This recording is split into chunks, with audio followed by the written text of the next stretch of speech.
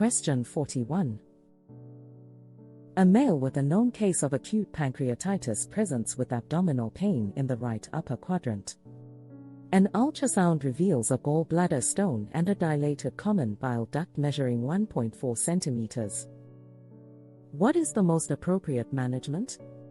Option A, laparoscopic cholecystectomy. Option B, ERCP. Option C, antibiotics. Option D, mcqs.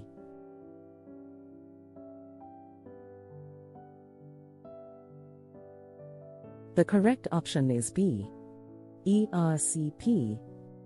Explanation: the presence of a gallbladder stone along with a dilated common bile duct suggests the possibility of cholecystectomy. In this scenario, the most suitable initial management step is endoscopic retrograde cholangiopancreatography. ERCP allows for both diagnostic assessment and therapeutic intervention. It enables the removal of common bile duct stones. Laparoscopic cholecystectomy may be considered later, once the patient's condition stabilizes. Antibiotics are not the primary treatment for cholecystectomy. mcqs can be a diagnostic tool, but in the context of a symptomatic patient. ERCP is more suitable for both diagnosis and potential stone removal. Question 42. A 9-year-old patient's mother expresses concern that her child has been experiencing bedwetting for the past month, despite being previously dry for 7 years.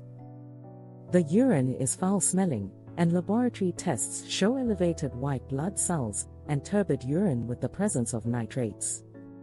What is the likely diagnosis? Option A, UTI. Option B, normal for his age. Option C, nocturnal enuresis. The clinical presentation and lab findings strongly suggest a urinary tract infection, so the correct answer is option A. While bedwetting is a possibility, the presence of foul-smelling urine, elevated WBC count, and nitrates in the urine indicate an underlying infection. Question 43. A 65-year-old heavy smoker, who is medically and surgically free from any signs and symptoms, is visiting a general practitioner's office for screening. Among the options provided, which of the following is the most important risk factor to consider for screening? Option A, diabetes.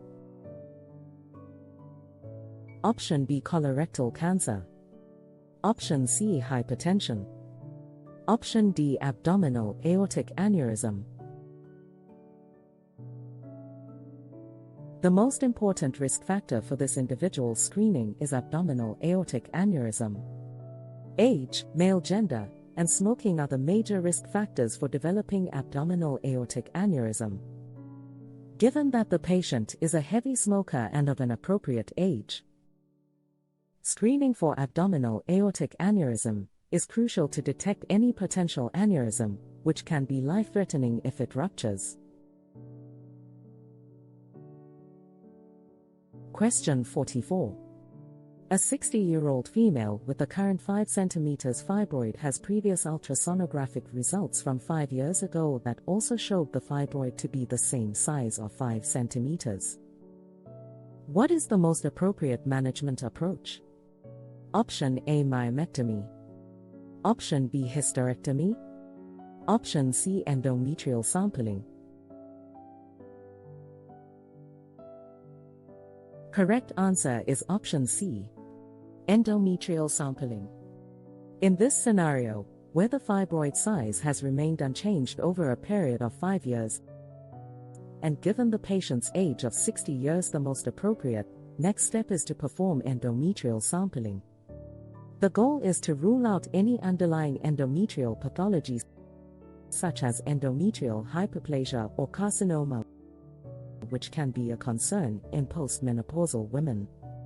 While myomectomy or hysterectomy might be considered for symptomatic fibroids or larger fibroids that are growing, the fact that the fibroid size has remained stable over 5 years suggests a low likelihood of malignancy or significant growth. Question 45. A 25-year-old nulligravid female with a levonorgestrel intrauterine device is concerned about being pregnant. She experienced symptoms of nausea, vomiting, and breast tenderness, and her urine pregnancy test is positive. How should this situation be approached? Option A. Prepare the patient for surgery for ectopic pregnancy. Option B. Remove the IUD in the office today before any further evaluation. Option C. Order serum HCG level as uterine test is not useful in the diagnosis of ectopic pregnancy. Option D. Remove the IUD in the operating room if she needs any surgery for ectopic pregnancy. The most appropriate approach in this situation is to order a serum HCG level. In a patient with a levonorgestrel IUD and a positive urine pregnancy test, the risk of ectopic pregnancy should be evaluated.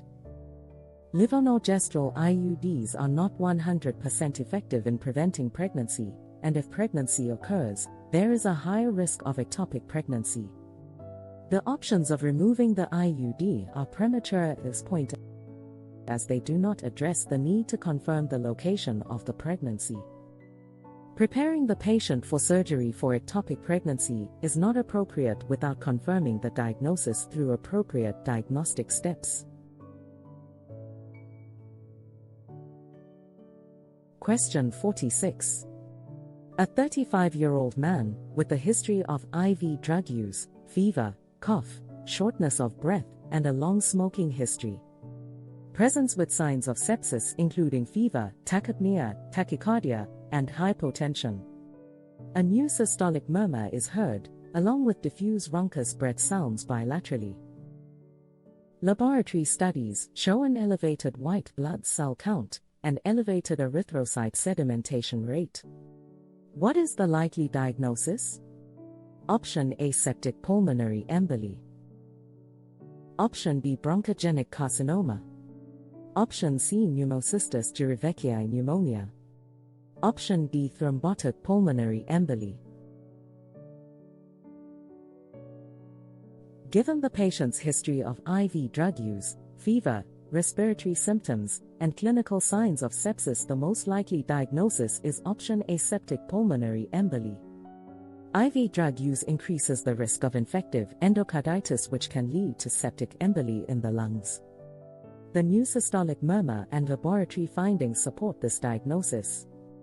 While bronchogenic carcinoma and pneumocystis jirovecii pneumonia could be considered in certain clinical scenarios, the history of IV drug use and the acute onset of symptoms in this patient are more suggestive of septic pulmonary emboly.